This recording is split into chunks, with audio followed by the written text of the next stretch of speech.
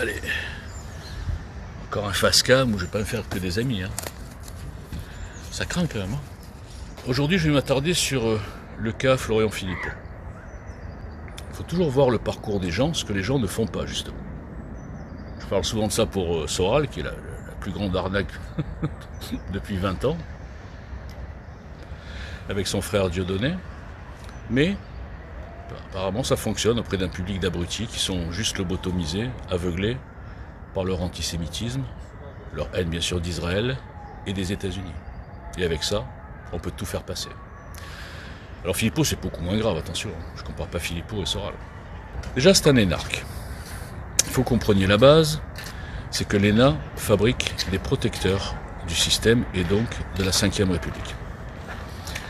C'est certainement pas dans le cerveau d'un énarque formaté que naîtront des idées pour réformer en profondeur le système qui aujourd'hui, je parle de la Ve République, est en respiration artificielle.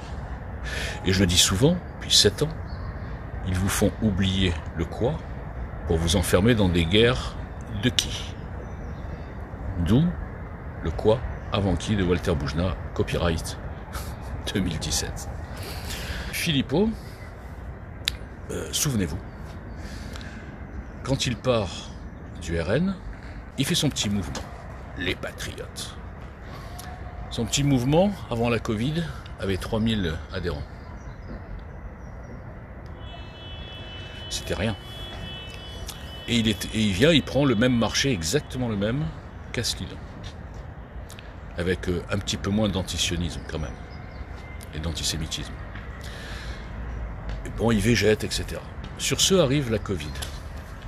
Pour se faire remarquer, en tant que grand dissident méchant anti-Macron, au début de la Covid, pendant que Walter Boujna et plein d'autres éclairés avaient compris l'arnaque, déjà, ce que je dis, je peux le prouver, c'est daté. Eh bien, il disait, oui, Macron est pas courageux, il faut enfermer tout le monde, c'est dramatique, machin. Il voulait aller encore plus loin dans la folie covidique. Et ensuite, les gens ne comprennent pas les retournements, c'est un truc de fou. Et ensuite, 2 mois plus tard, ou 3 mois plus tard,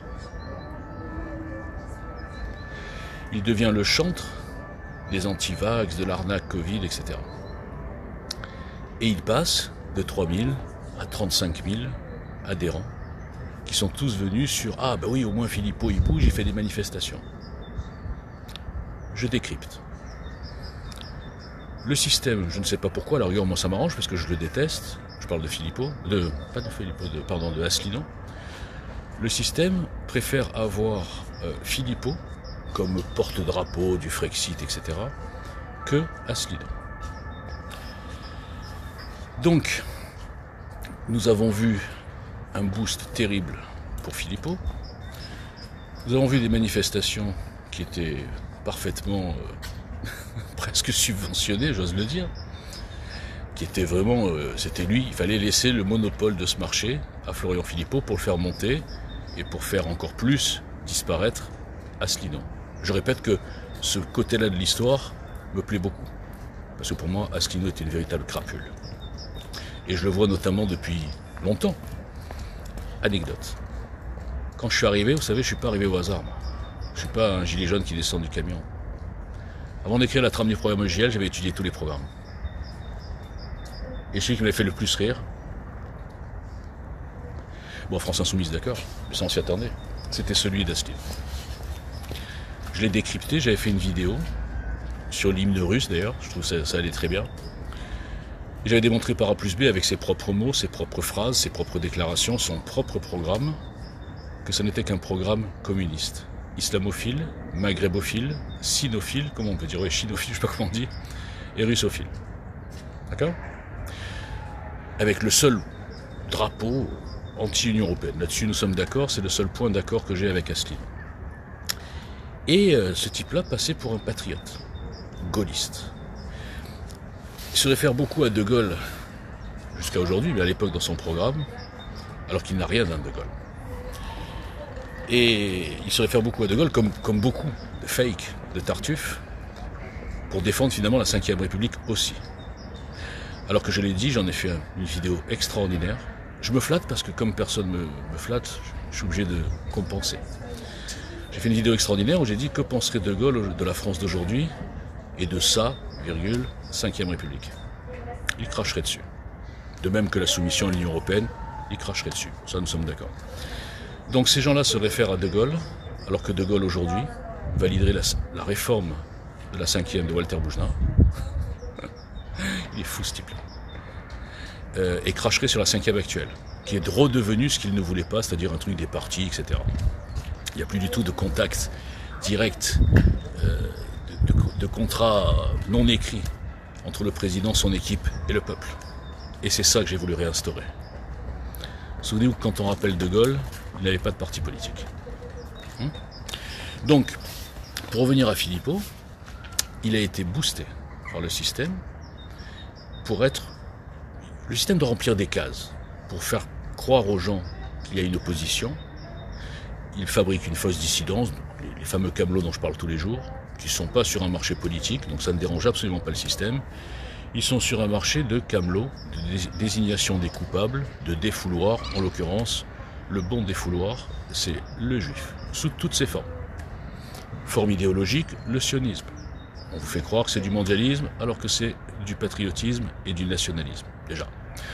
Ensuite, sous toutes ses formes, les Khazars, les Lubavitch, les sataniques, enfin tout ce que vous voulez.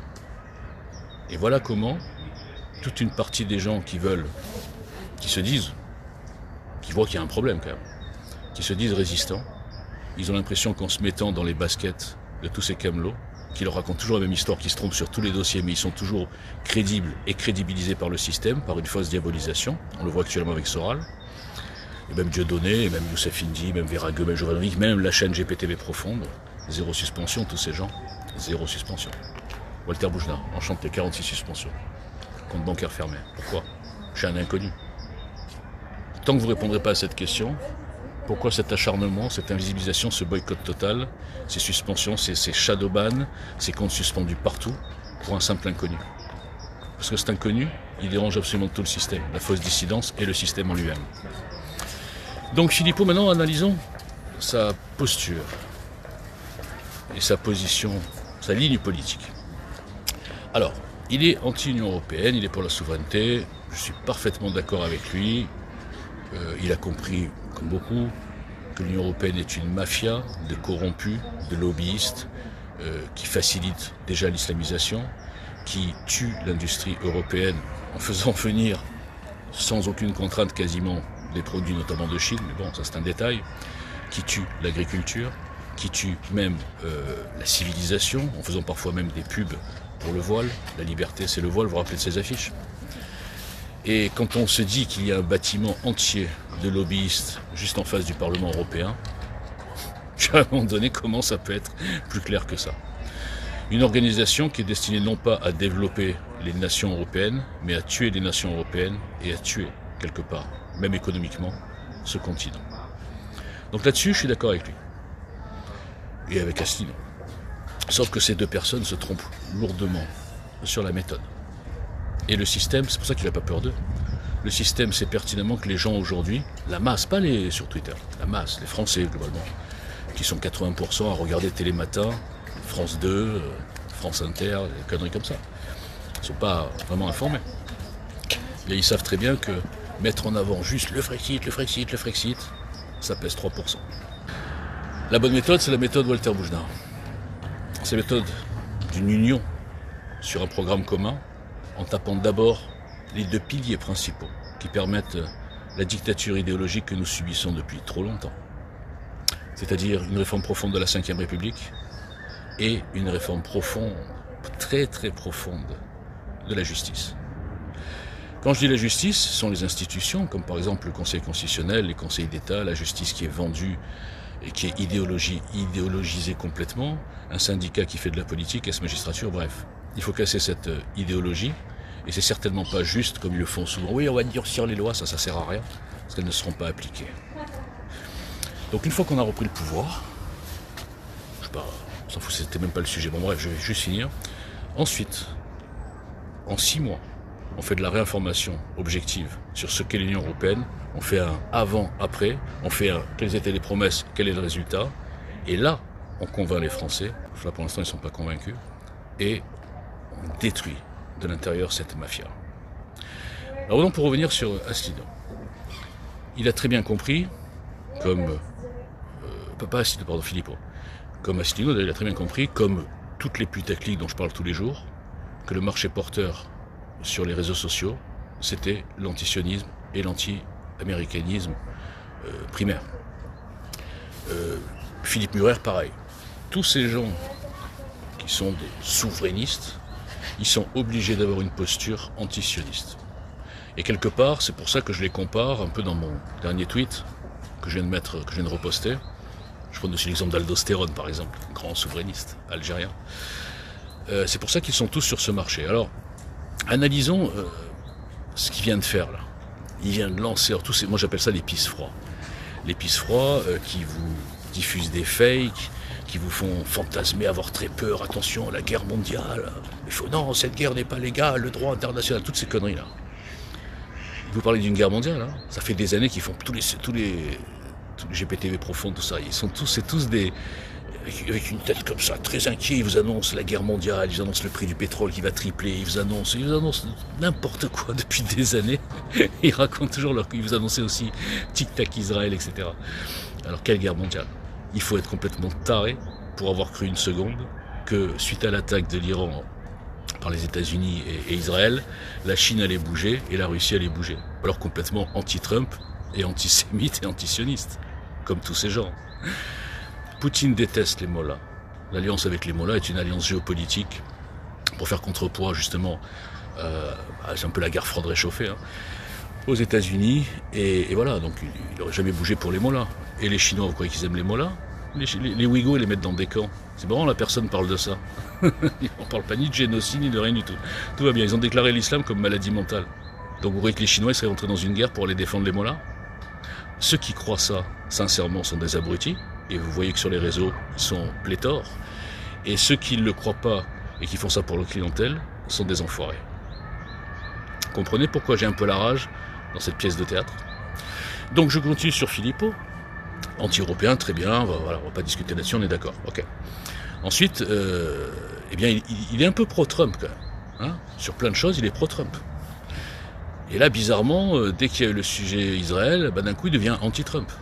Il fait partie de tous ces gens qui, je répète, oui, le droit international, la souveraineté, machin, etc. Et il fait une pétition, ah non, non à la guerre. Je vous rappelle que cette guerre sera finie dans une semaine. Je vous rappelle qu'elle sera finie, comme je disais dans mon tweet pour rigoler, mais c'est la vérité. Cette guerre sera finie avant le résultat de sa pétition.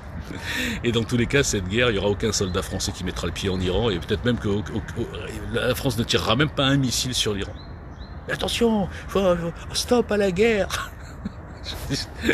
C'est fou que... Je comprends pas, quoi. Je comprends pas comment je peux être boycotté alors que ça fait des années que j'anticipe tout ce qui se passe.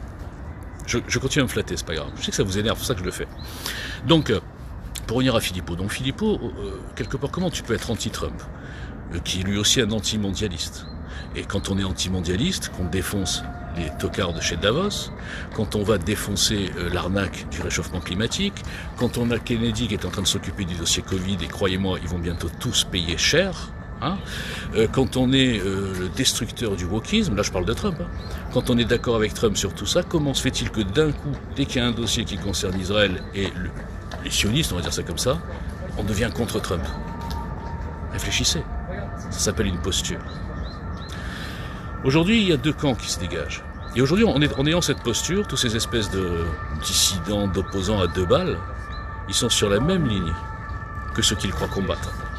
C'est-à-dire la ligne des Macron, des Starmer, des mondialistes, qui sont obligés aujourd'hui de dire « oui, bon, on va venir et tout », parce qu'ils sont ridiculisés, mais leur ligne idéologique, il n'y a que Sanchez qui la tient encore, parmi les placés par les mondialistes. Starmer a lâché, il a dit « oui, bon, c'est bon, vous pouvez utiliser les bases anglaises ». Macron a lâché. Il y a 3 jours, il dit non, machin, je ne valide pas, je ne cautionne pas, le droit international, jamais. Il dit bon, ok, bon, je vais envoyer le porte-avions, machin, ouais, je suis avec vous.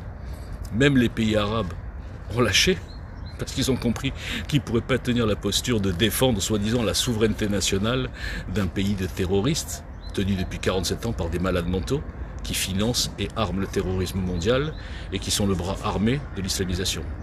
Hein? pouvez pas tenir. Et pourtant, en France, dans notre beau pays, nous avons donc une majorité de soi-disant opposants qui sont sur cette ligne de collabos, sur cette ligne munichoise.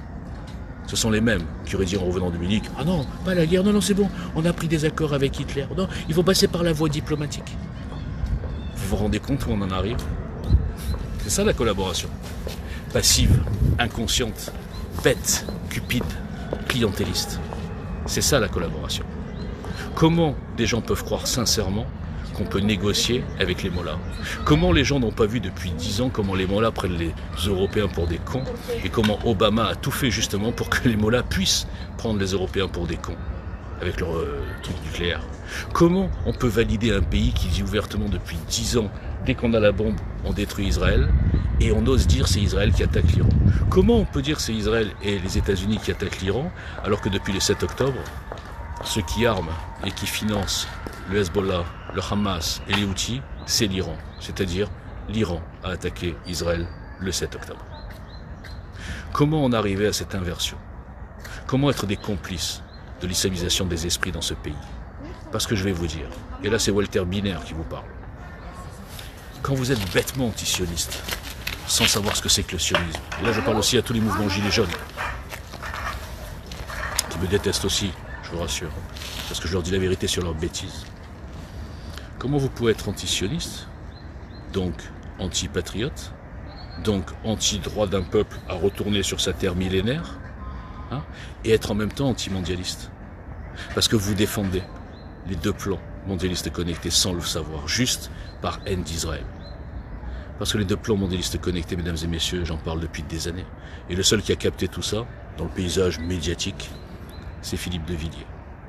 Et c'est pour ça que j'ai pas eu besoin de réfléchir longtemps pour savoir que c'était lui, l'homme de la situation.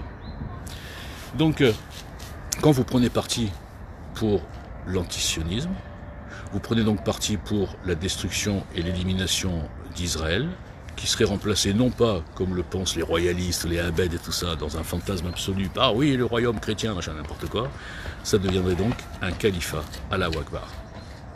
Donc quand vous êtes sur cette position, que vous le vouliez ou non, vous êtes des complices de l'islamisation des esprits et démographiques de la France. Vous êtes donc des collabos. Donc Philippot, pour moi, tant qu'il aura cette posture antisioniste qui rapporte sur les réseaux, mais qui nuit à la France, comme tous ceux dont j'ai cité les noms là, dans plein de tweets, que personne n'ose diffuser, vous savez pourquoi? Au-delà de mon boycott personnel où j'énerve tout le monde, parce que vous êtes binaire. Parce que vous êtes dans le rester groupir. Oui, on est tous des opposants, donc il ne faut pas se tirer dans les pattes. Mais il y a opposants et opposants. Quand vous êtes un opposant, mais finalement, vous ne traitez pas le vrai problème de la France, les deux vrais ennemis de la France, à savoir l'idéologie maçonnique Grand Orient et l'islamisation, qui sont bien sûr complices. Tant que vous ne tapez pas ces deux vrais problèmes et que vous laissez les gens et vous poussez les gens à combattre des fantômes khazars, Loubavitch, je ne sais pas quelle connerie, vous êtes des collabos. Donc je suis le seul résistant qui non seulement traite les vrais problèmes, et j'emmerde tout le monde, qui non seulement démasque, démonte toute la fausse dissidence et tous leurs petits médias complices tenus en majorité par des francs-maçons, ça aussi ça vous dépasse. Oui, je suis le seul opposant politique parce que moi je propose quelque chose, une alternative politique et pas simplement oui, le peuple par le peuple, oui, tous ensemble, des conneries. Oui, je suis le seul contre tous parce que je m'appelle Boujna en plus et que donc j'ai aussi les antisémites sur le dos. Et oui, je démasque que tous ces fakes sont incapables de répondre à une seule de mes questions. Et tous me bloquent et me boycottent depuis 7 ans. Et vous, les petits groupes à 2 balles de patriotes, dont je parle souvent, vous êtes aussi des complices. Vous aidez le système à invisibiliser une voix différente qui aurait pu regrouper tous les patriotes et les souverainistes, les vrais, qui s'occupent de la France et pas de vendre des bitcoins ou de désigner les juifs ou des conneries comme coupables. Donc, tout ça pour vous dire que Philippot, moi je l'aime bien, à la fois je l'ai quand même mis dans l'équipe, hein, malgré tout. Dans mon équipe fantasmée, là, dans ma réunion des chefs, je l'ai mis. J'ai dit, je le prends un quart d'heure, il va comprendre. Mais comme personne ne me parle, et vous faites tout pour que personne ne me parle, ben continuez. Et moi je continue mon chemin de croix et d'étoile de David. À la bientôt, ciao.